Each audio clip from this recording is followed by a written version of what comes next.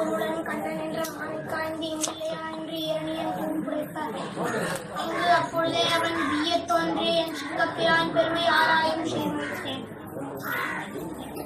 இந்த பாசுரத்தில் ஆழ்வார் பெருமாளின் சர்வ வியாபித்வம் அப்படின்ற கல்யாண குணத்தை சொல்றார். எடுத்துக்காட்டு, பெருமாள் எங்கேயும் நிறைந்திருக்கிறார். நம்ம வசிக்கிற ஆத்திலையும் இருக்கார், கோவிலையும் இருக்கார். இப்ப நம்ம இருப்பிடத்திலே இருக்கக்கூடிய பகவானை நம்ம எதுக்காக கோவில்ல போய் சேர்க்கணும் அப்படின்னு ஒரு கேள்வி வரும். இதுக்காடிய ஆச்சாரியன் ஒரு எக்ஸாம்பிள் சொல்றாரு. சைக்கிள்ல போயிட்டு அப்போ டியூப்ல காத்து இல்ல. நம்ம தான் படிக்கிறோமே காத்து எல்லா இடத்துலயும் இருக்கு. நான் சொல்றேன் காத்தே என் டியூபுக்குள் போ கேட்குமாது அப்படின்னா, எங்கேயும் இருக்கக்கூடிய காற்றை அந்த சக்கரத்துக்குள் ஏற்றத்துக்கு பம்புன்னு ஒண்ணு தேவை. அதை அடிச்சு பண்ணா எங்கேயும் இருக்கக்கூடிய காற்று டியூப். ஒன்று வானாய் தீயாய் மலையாய் அலைந்து உலகனைத்தும் தானாய் தாங்குமானாய் சாலக்கிராம மடலஞ்சேன்னு இருக்கக்கூடிய காற்று போல எல்லா இடத்திலும் நிறைந்திருக்கும் பெருமானை வேதங்கள் ஒத்துக்கொண்ட மந்திரங்கள், அதாவது ஆகம சாஸ்திரங்களால வசீகரணம் பண்ணி ஆலயங்கள்ல வச்சிருக்காங்க. அதனால்தான் நாம் ஆலயங்களுக்கு போய் வழிபட வேண்டும். இப்படிப்பட்ட சர்வவியாபியான இந்த பகவான் அவதாரங்கள் மிகவும் நன்மை 10 தானா இல்ல, அஜாயமானோ பகுதா விஜாயத்தே என்று வேதமானது தெரிவிக்கிறது. அப்படியே தமிழ் படத்துல இருக்க மாட்டாங்க, பிறப்பியில் பல பிறப்பு பெருமான் அப்படின்னு சொல்றாரு.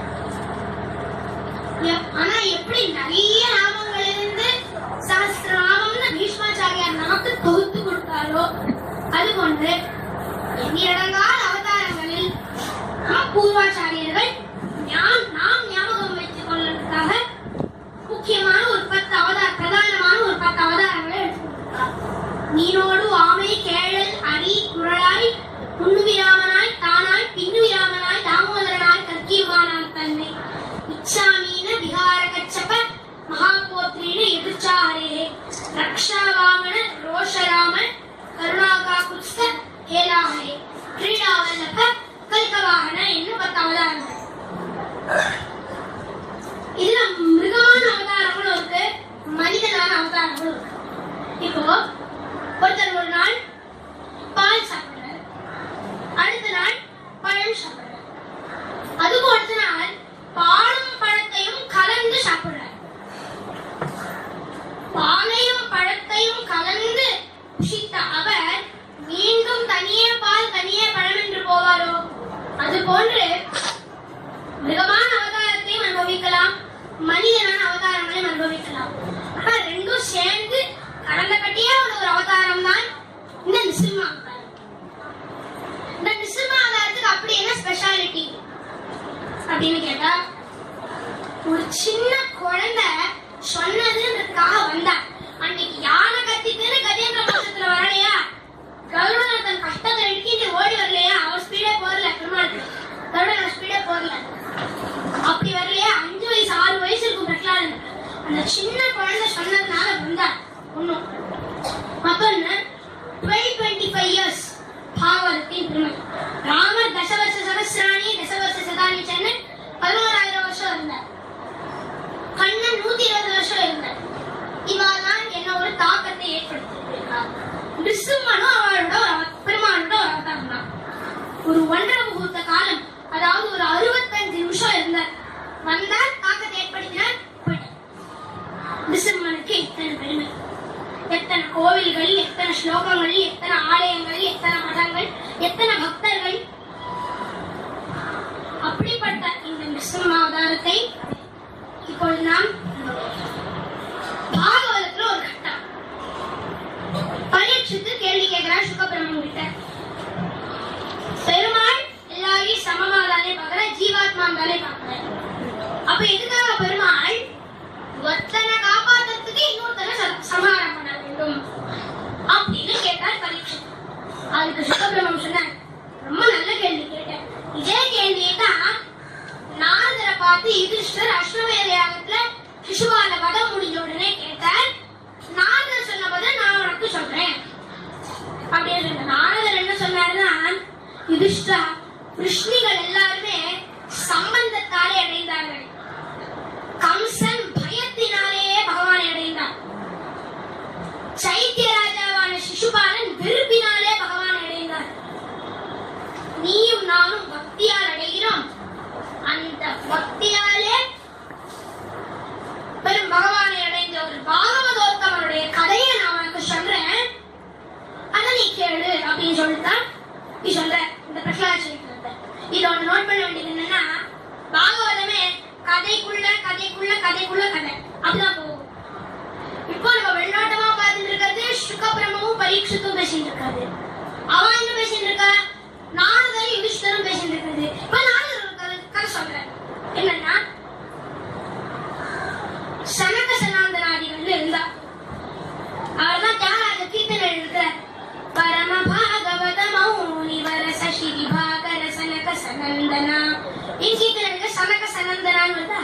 இந்த சனக சனாந்தனாதிகள் அவளுக்கெல்லாம் வைகுண்டத்துக்கு போறதுக்கு பர்மிஷனே தேவையில்லை. நமக்கு சரணாகதின்ற பர்மிஷன் வேணும், ஆனா அவளுக்கு அந்த பர்மிஷனே தேவையில்லை.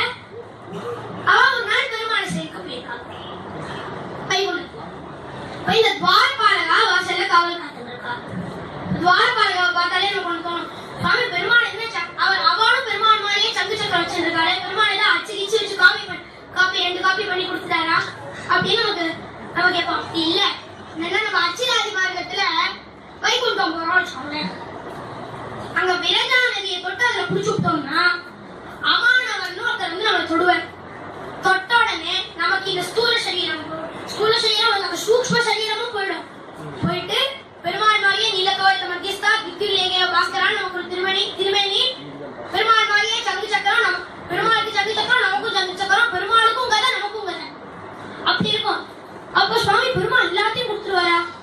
இல்ல, ரெண்டு விஷயத்தை கண்டிப்பா வச்சுப்பேன், சிருஷ்டித்வம் ஸ்ரீத்வம்.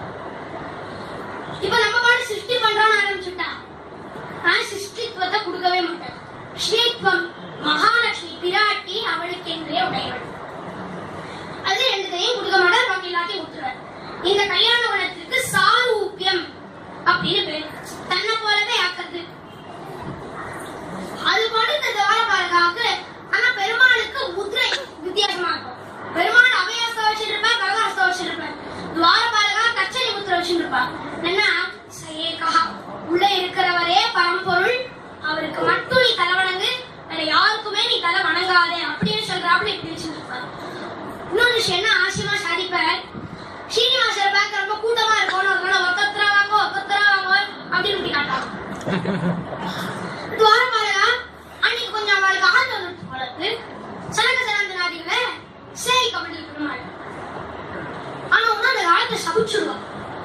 இந்த காலத்துல ஆனா அது பலிக்காம, இந்த காலத்துல சபிப்பா, அது பலிக்காம அந்த காலத்துல அது பலிச்சுடும். சபிச்சுட நீங்கள் பூவுலகில் மனிதனாக பிறப்பீர்கள் அப்படின்னு சொல்லிட்டாங்க. தேவலோகத்துல எல்லாம் பூவுலகில பிறக்கிறதுன்னா அதுல மிகப்பெரிய சாபமா. புள்ளடிப்படியாழ்வா சாதிக்கிறார், வேதம் நூல் பிராயம் நூறு மனுஷத்தான் புகுவரேலும் பாதியும் உறங்கி போகும் இன்னை 15 ஆண்டு பேதை பாலகனாகும் பிணி பசி மூப்பு துன்பம் ஆதலால் பிறவி வேண்டே நரங்கமா நகருடானேன்னு சொல்லிட்டார் ஆழ்வார். அது போல அதான் அங்க பெரிய சாபமா, எல்லாரும் அழுதுருவாங்க. அப்ப பெருமாள் இதெல்லாம் உள்ள கேட்டு வெளில வந்து நான் உங்களுக்கு ஒரு 2 வழி சொல்றேன். முதல் வழி, நீங்க வருவீர்கள், ஆனா இதே நினைச்சு 7 ஜென்மம் எடுத்து பிறகு வருவீங்க. இன்னொரு வழி என்னன்னா 3 ஜென்மம் எடுப்பீர்கள், ஆனா வெறுத்துட்டே வந்துடுவேன் அப்படின்னு சொல்லிட்டு துவாரபாலகா சொன்னா, நமக்கு உள்ள வந்து அடையறதுதான் நோக்கம், சீக்கிரமா வந்து அடையணும், ஆனா வெறுத்துட்டே வந்துடுறோம்னு சொல்லிட்டான். துவாரபாலகா அதனால கிருதயுகத்தில் ஹிரண்யாக்ஷ ஹிரண்யகசிபுவாகவும், திரேதாயுகத்தில் ராவண கும்பகர்ணாதிகளாகவும், துவாபர யுகத்தில் சிசுபால தண்டவக்ரர்களாகவும் அவன் பிறந்தார்கள்.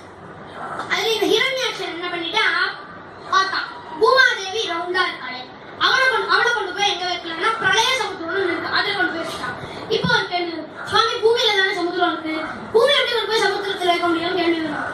ஆனா பிரளய காலம் இருக்கணும், அப்போ இந்த பூமி அழியதும் அந்த பிரளய சமுத்திரத்தினாலதான். அதான் வந்து பிரளய காலத்துக்கு போது அதான் ஸ்டோரேஜ் ரூம் மாதிரி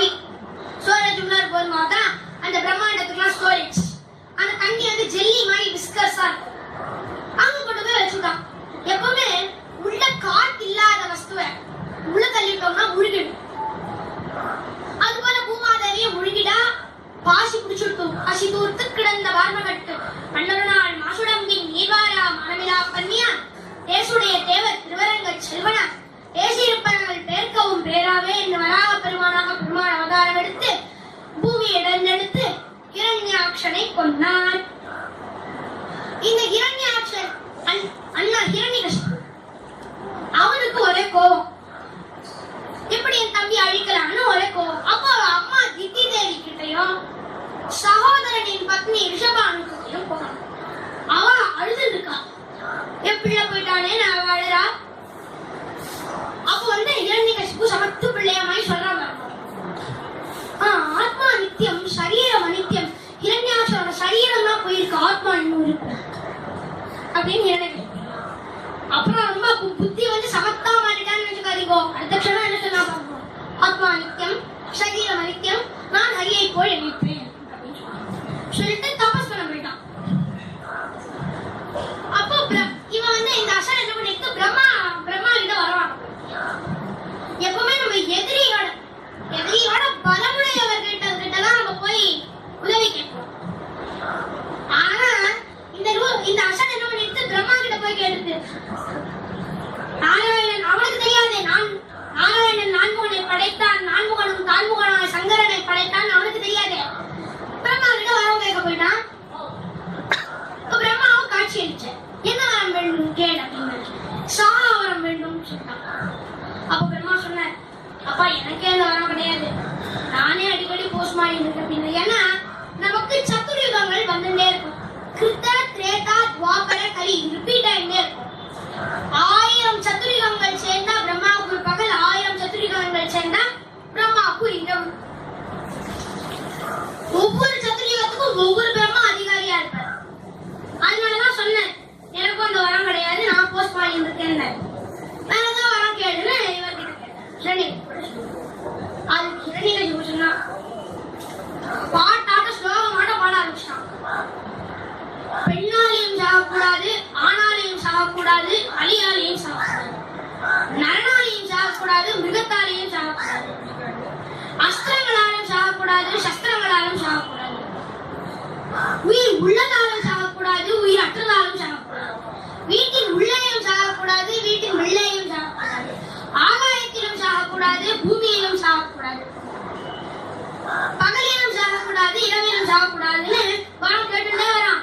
ஒவ்வொரு வரத்திலையும் பிரம்மாவுக்கு பக்கு பக்குன்றது இப்படி உட்காந்து கேட்டுட்டே வரானே இருக்கு பிரம்மாவுக்கு.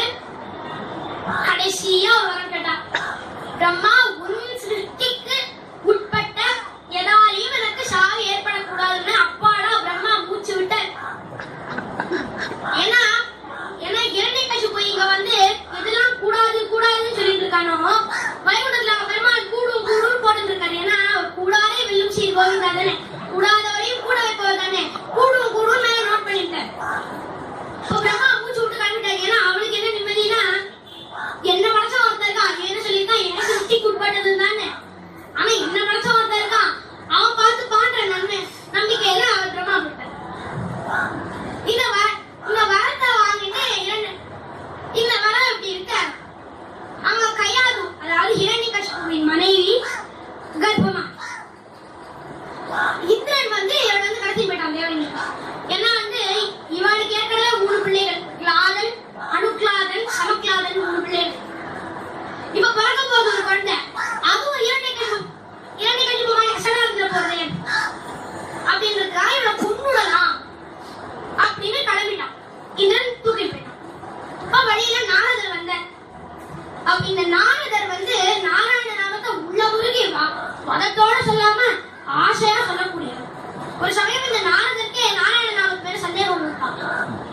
அதனால பெருமாள் கிட்ட போய் கேட்டேன், நாராயண நாமத்துக்கு என்ன அர்த்தம்னு போய் கேட்டேன். அதுக்கு பெருமாள் சொன்ன, காவேரி கரை ஓரமா ஒரு புழு வாழ்ந்து இருக்கு, அதுகிட்ட போய் நாமத்தை சொல்லுவோம் அப்படின்னு. அப்புறம் காதுல போய் சொன்னார், ஹரி ஓம் நாராயணாய நமஹ, ஏன்னா புழு உயிரும். அப்ப பெருமாள் கிட்ட போய், சுவாமி இது உயிரை விடுறதே. அப்ப அதே காவேரி கரையில ஒரு பூச்சி பறந்துட்டு இருக்கு, அது காதுல போய் சொல்லுங்க. அது காதுல போய் மறுபடியும் ஹரி ஓம் நாராயணாய நமஹ, பூச்சியும் உயிரும் பிறந்து. மறுபடியும் பெருமாள் கிட்ட போய் கேட்டா, அங்க ஒரு மான் போயிட்டு இருக்கு, அந்த மான் காதுல போய் சொல்லுங்க. அவர் போய் மான்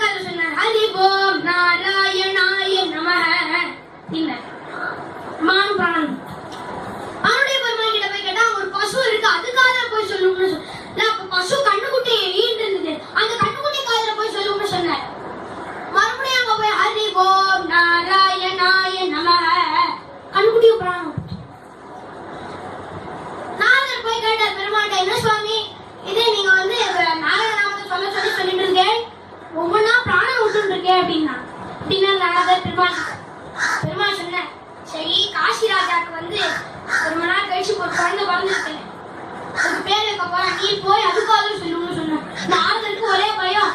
இப்ப நான் வந்து இப்பதான் வந்து ஒரு புழு பட்சியை தான் பண்ணேன், இப்போ ஒரு குழந்தைய பண்ண சொல்றேன், ராஜா வீட்டு பையன் ரொம்ப நாள் கழிச்சு பிறந்திருக்கான், அவங்கிட்ட போய் சொல்ல சொல்றேன் அப்படின்னா போய் சொல்லு அப்படின்னு.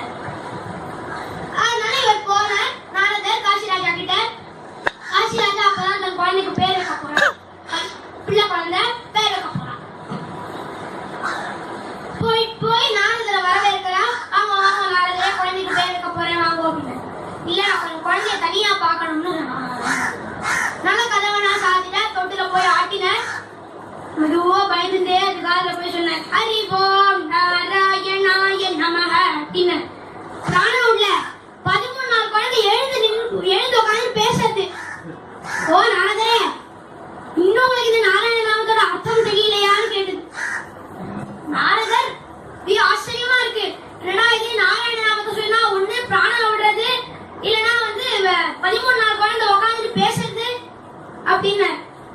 அப்ப அது சொல்லிட்டு அந்த குழந்தை சொல்லிட்டு, நான் வந்து காவேரி கரையில புழுவா வாழ்ந்து கட்சி இந்த நாமத்தை கேட்டதுனால உயிரை விட்டேன், உயிரை விட்டு அதை விட உயர்ந்த ஜென்மமான பூச்சி வயிற்றுல பிறந்தேன், அந்த பூச்சியா இருக்கும் போது இந்த நாமத்தை கேட்டதுனால அங்கேயும் பிராணனை விட்டு அதை விட உயர்ந்த ஜென்மமான மான் வயிற்றுல பிறந்தேன், அப்பவும் இந்த நாமத்தை கேட்டதுனால பிராணனை விட்டு அதை விட உயர்ந்த ஜென்மமான பசு வயிற்றுல பிறந்தேன், பசுவா இருக்கும் போதும் அந்த நாமத்தை கேட்டதுனால அதை விட உயர்ந்த ஜென்மமா இந்த மனுஷ ஜென்மத்தை எடுத்திருக்கேன், ஒவ்வொரு ஜென்மத்திலயும் நீரே என் குருவா வந்திருக்கி அப்படின்னு அந்த குழந்தை.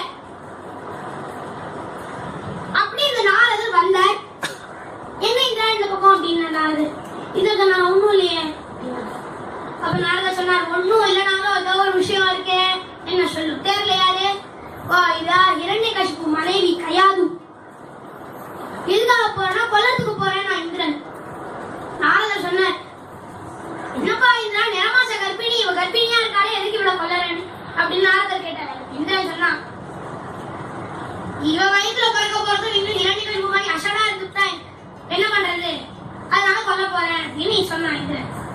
இல்ல இந்திரா, கெட்டவனுக்கு கெட்டவன் தான் பிறப்பான்ற இது கிடையாது, கட்டாயம் கிடையாது, அந்த குழந்தை நாலு லெவலா மாத்தி காட்டேன்னு சொல்லி கையாது மகன் ஆசிரமத்துல கூட்டின்னு போய் வச்சு தினமும் உபன்யாசம் சொல்றாங்க. ஒரு நாள் நான் உபன்யாசம் சொல்லிட்டு இருக்காரு, கையாது தூங்கிட்டான். கையாது தூங்கிட்டாருன்னு அவர் நிறுத்த போறாரு. அப்பதான் ஒரு சத்தம் கேக்குதான், அப்படின்னு சத்தம் கேக்குதான். என்னன்னு பார்த்தா அந்த கர்ப்பத்துல இருக்கிற சிசு ஊங்கொட்டி கேட்கறதா அந்த உபன்யாசம். இன்னும் அவர் பாட்டு சொல்ற கண்டிக்க பண்றாரு உபன்யாசத்தை. இது அப்புறமா குழந்தைய பிறந்துடுறது. நாரதர் தான் பேர் வைக்கிறார் பிரசாதன்னு. இது அப்படி இருக்க அங்க தகத்துல வரமாட்டானே இரண்யகசிபு, அவன் டேரக்டா வைகுண்டத்துக்கு போயிட்டான். வைகுண்டத்துல போய் பார்த்தா பெருமாளை காணும். எங்கன்னா ஹிருதயத்துக்குள்ள போய் ஒளிஞ்சிட்டு இருந்தாரா பெருமாள்.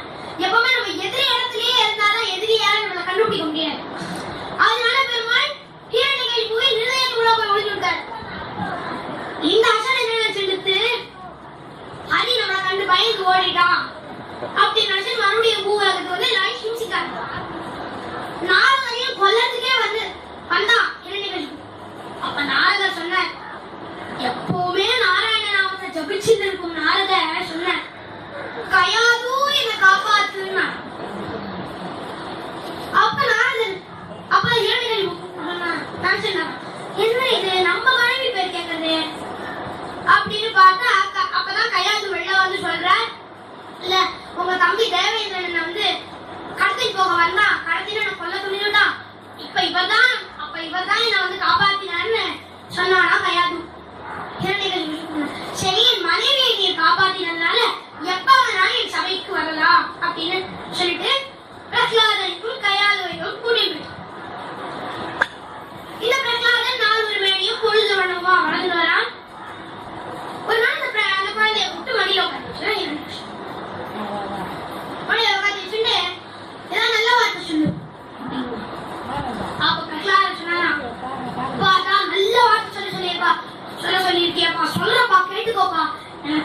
இந்த உலகத்தோட காரணத்துக்கும் காரணம் யாரும் தெரியும் அப்படின்னா சொன்னா யாரு இது? என் பேர் தானே வரப்போகுது. இல்லப்பா ஹரி. அர்ஜுன ஹரி ஏன் அவசரமா சொல்லிட்டேன் அப்படின்னு சொல்லிட்டாங்க. சொன்னா இல்லப்பா அவர் ஒருவரே சாஸ்தா, அவர் ஒருவரே பரம்பொருள், அவர் ஒருவரே பரபிரம்மம், நாராயணன் பரபிரம்மம்னு வேதமே சொல்லி இருக்கு அப்படின்னு பிரசாதம் சொன்னான். சின்ன குழந்தைய விட்டதுன்னா சுண்டு போய் விழுந்தது.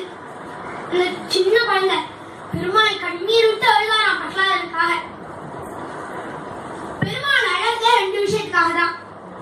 ஒண்ணு பக்தனுக்கு ஏதாவது பிரச்சனை வந்தா, இன்னொன்னு நம்ம இப்படி கைய கூப்பினோம்னு வைங்களேன், இதுக்கு அஞ்சலி முத்திரைன்னு பேரு. ஏன்னா அஞ்சலி பரமாமுத்ரா க்ஷிப்ரம் தேவ பிரசாதினி அம் ஜலயதி இது அஞ்சலி. பெருமாள் நம்ம கைய கூப்பினோம்னா பெருமாள் கண்ணிலே தாரதாரியா ஜலம் கொட்டுமா. ஆனா பெருமாள் கண்ணிலே ஜலத்தை வர வைக்கிறதுனால இதுக்கு அஞ்சலி முத்திரைன்னு பேரு. எப்பவுமே நம்ம இந்த கைய கூப்பினாதான் நமக்கு அடுத்த ஜென்மமே கிடையாது. இப்ப நம்ம இந்த ஜென்மம் எடுத்திருக்கோம்னா என்ன என்ன இதுனா நம்ம போன ஜென்மத்துல கை கூப்பலன்னு அர்த்தம். அதனாலதான் இந்த ஜென்மமே நம்ம எடுத்திருக்கோம். கண்ணீர் விட்டு அழுதான் பெருமாள். இப்ப இரண்யகசிபு என்ன பண்ணிட்டா, பிரகலாதன் குருகுலத்துக்கு முடிச்சான். இந்த குருகுலத்துக்கு அனுப்பின சுக்ராச்சாரியர் அவர் என்ன சொன்னார், அவர் என்ன பண்ண, இரண்யகசிபு பார்த்து சொன்னார், கவலைப்படாத இரண்யகசிபு, நான் வந்து பாத்துக்கிறேன் அப்படின்னு சொல்லிட்டு அவங்க ரெண்டு பசங்க சண்டன் மக்கள் ரெண்டு பேர் அவ கிட்ட விட்டுட்டார் சுக்ராச்சாரியர். இந்த சண்டன் மக்கள் ஒரு நாள் குளிச்சுட்டு வரேன் அப்படின்னு அவ போனா. குளிச்சுட்டு வெளில வந்து பார்த்தா அழகான நாராயண ஜபம் கேட்கறது. என்னடா இது நாராயண ஜபம் கேட்கறதுன்னு வெளில வந்து பார்த்தா ஒரு நாம கட்டி ஒரு நெத்திக்கு அப்படின்னு பட்டப்பட்டையா திருவன் பாடசாலை பசங்களுக்கு எல்லாருக்குமே. அப்ப பிரகலாதன் நாராயண ஜபம் உட்காந்து பண்ணிட்டு இருக்கான். சண்டன்மார்கள் என்ன பண்ணிட்டான், ஓ இரண்யகசிபு வந்தா என்ன பண்றது, தெளி அடி அப்படின்னு தண்ணியை தெளி அடி அப்படின்னு சண்டன்மார்கள். அதுக்கு பிரசாதம் சொன்னா இன்னும் அழகாதானே இருக்கு அப்படின்னா சண்டன்மார்கள் சொன்னாங்க, இல்ல நாம அழகாதான் இருக்கும் அப்படின்னு சொல்லி நல்லா தெளிச்சு எல்லா திருவனையும் அழிச்சு விட்டாராம். ஒரு நாள் என்ன நடக்குதுன்னு பாக்கிறதுக்கு இரண்யகசிபு பிரகலாதனை கூப்பிட்டு மணியில உட்காந்து வச்சுட்டு, வா இனிமே இப்ப நீ சொல்லு, நீ என்ன கத்துருங்க. அப்ப பிரகலாதன் சொன்னானா, ஸ்ரவணம் கீர்த்தனம் விஷ்ணு ஸ்மரணம் பாத சேவனம் அர்ச்சனம் வந்தனம் தாஸ்யம் சத்யம் ஆத்ம நிவேதனம் அப்படின்ற நவவித பக்தியை கத்துண்டேன் அப்படின்னு பிரகலாதன் சொன்னான். இரண்யகசிபு சொன்னா, இந்த நவவித பக்தியும் எனக்கு தானே? இல்லப்பா, அந்த பரம்பொருளாகிய பரபிரம்மமாகிய வேதங்கள் முத்துக்கொண்ட பரபிரம்மமாகிய அந்த நாராயணனுக்கே அப்படின்னு சொன்ன மறுபடியும் விட்டறிஞ்சானா பிரகலாதன். விட்டறிஞ்சு இவனை கடல்ல சமுதிரராஜாட்ட விட்டுருவோம், சமுதிரராஜாட்ட கொடுத்துருவோம் அப்படின்னு சொல்லிட்டான். தள்ளி விட்டா கடல்ல. அப்போ பிரகலாதன் பெருமாள் சேர்த்துட்டான். பெருமாள் சேர்த்துனால பெருமாள் பிரகலாதனை காப்பாத்தினா பிரகலாதன் உயிரோட வந்துட்டான். மலையில இருந்து தள்ளி விடுவோம் அப்படின்னா தள்ளி விடுறதுக்கு முன்னாடி பிரகலாதன் பிடிச்சிருக்கான். என்ன பிரகலாதா பயமா இருக்கா அப்படின்னு கேட்டாலாம் மன்னா. அப்ப பிரகலாதன் சொன்னாங்க, இல்ல பயமா இல்ல, ஹிருதயத்துல பெருமாள் இருக்க, அவருக்கு ஒன்றும் ஆகக்கூடாது அப்படி பிடிச்சிட்டு இருக்கேன்னு நான் பிரகலாதன் தள்ளி விட்டா. ஆனா பூமாதேவி மறுபடியும் பிரகலாதனை காப்பாத்திட்டா, உயிரோட வந்துட்டான் பிரகலாதன்.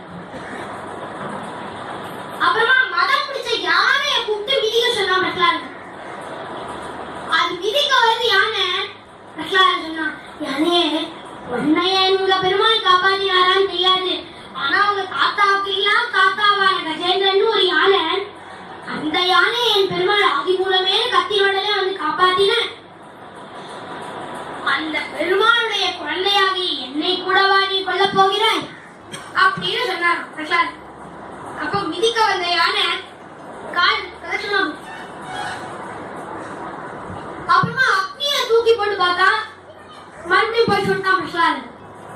விஷமே கொடுத்து பார்த்தான், அது கூட பிரகலாதனுக்கு அமிர்தமா மாறிட்டு போய் சொல்லிட்டான்.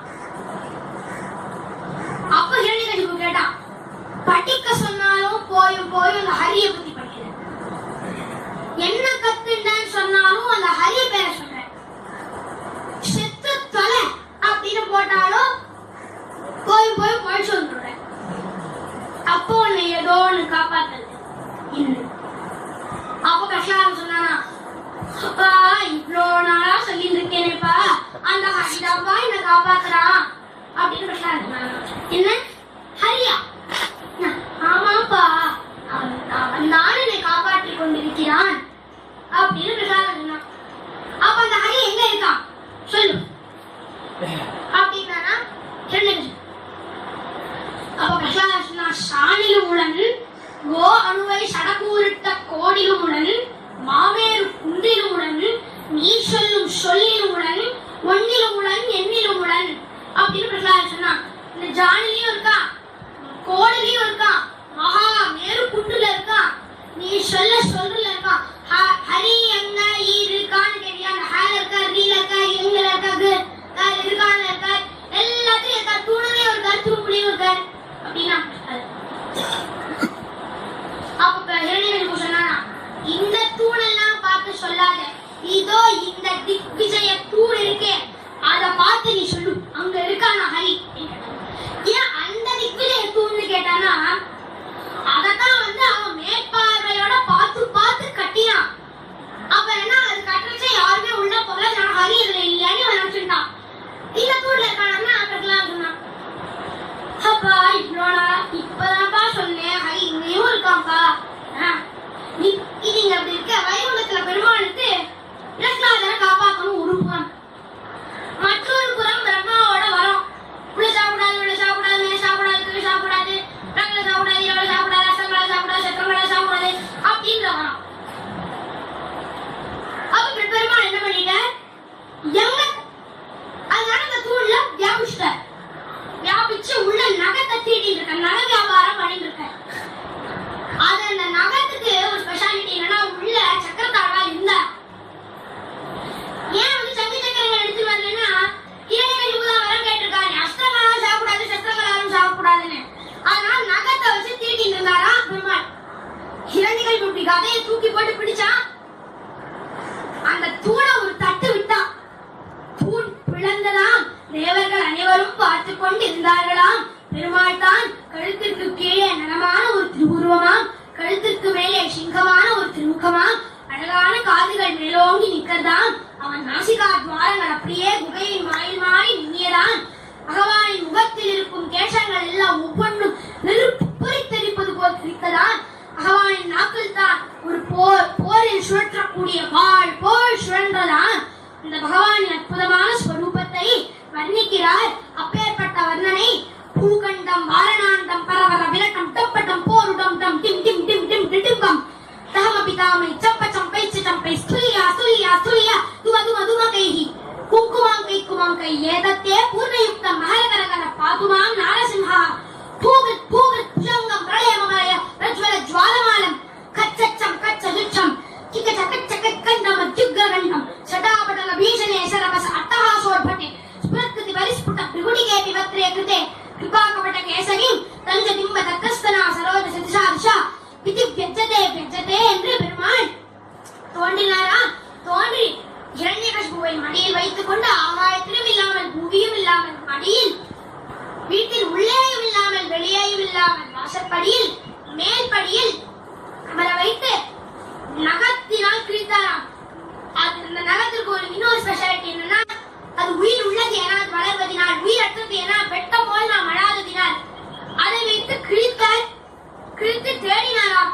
இந்த வயிற்றிலிருந்து தானே பிரகலாதனுக்கு ஒரு முத்து வந்தது, இன்னொரு முத்து அது வாய் கிடைக்குமா அப்படின்னு பெருமாள் தேடினாராம். தேடி குடல் மாலை சீரார் திருமார்பின் மேல் கட்டி அப்படின்னு அந்த குடலை எடுத்து மாலையாக போட்டுக் கொண்டாராம் பெருமாள். அப்போ தேவர்கள்லாம் பிரகலாதன் கிட்ட சொன்னான், பிரகலாதா உனக்காக தான் பெருமாள் இந்த உக்ர ரூபமே தரிசனம் வந்திருக்க, நீ போய் சாந்தப்படுத்துட்டா. அதனால பிரகலாதன் போய் பிரகலாத ஸ்துதி பண்ண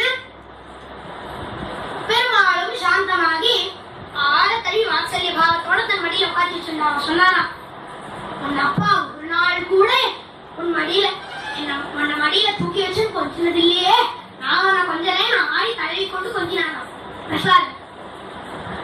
இப்படிப்பட்ட இந்த நிருசிம்மன் பல க்ஷேத்திரங்களில் காட்சியளிக்கிறார். அகோபிலத்தில் மாலோல ஜுவாலா பாவன பார்கவ அகோபிலன்னு 4 சிம்மங்களாக பாடலாதிரி சிங்கப்பெருமாள் கோவில்ல முக்கண்ணனாகவே காட்சியளிக்கிறான் பெருமாள். ஷோலிங்கர்ல அக்காரக்கனி அப்படின்ற பெருமாள். இந்த அக்காரக்கனின்னா சக்கரை பழம்னு அர்த்தமா. இதுக்கு நம்மளை இதுல ஒரு ரெசிபி சொல்றேன். சர்க்கரையை விதையா போடணும், அதுக்கு தேவை தண்ணீரா பாய்ச்சணும். அப்படின்னா அது சக்கரை சக்கரை சக்கரை சக்கரை பிளான்ட் ஆகும். அப்படியே சக்கரை பூ முளைக்கும், அதுல இருந்து மரமாகும், அதுல ஒரு பழம் வரும். அந்த பழத்துக்கு தான் சக்கரை பழம்னு பேரும். அதை விட ஸ்வீட்டா இருப்பாரா அந்த பெருமாள். விஜயவாடா பக்கத்துல இருக்கு பாலநரசிம்மன். குடுக்கதை பாதி பாதி குடி ஆள் புஜித்து பாதி கவருக்கும் பாலநரசிம்மனாகவே சேவை சாதிக்கிறார். அப்படிப்பட்ட இந்த நரசிம்மனை திருவடிகளை நாமும் பற்றி கொண்டு உய்வோமாக. தேவதாக்காரி சித்தியர்த்தம் சபாஸ்தம்ப சமுத்பவம் ஸ்ரீ நிருசிம்மம் மகாவீரம் நமாமி ருணமுக்தயே லக்ஷ்மியாலிங்கித வாமாங்கம் பக்தானாம் ஹரிதாயகம் ஸ்ரீ நிருசிம்மம் மகாவீரம் நமாமி ருணமுக்தயே சிம்ஹமுகே ரூபரூபிண்யாம் அபயஹஸ்தாங்கித கருணாமூர்த்திம் सर्वव्यापितं लोकरक्षकं पापविमोचनं दुरितनिवारणं लक्ष्मी कटाक्ष सर्वाभीष्ट अनेकं देवी श्री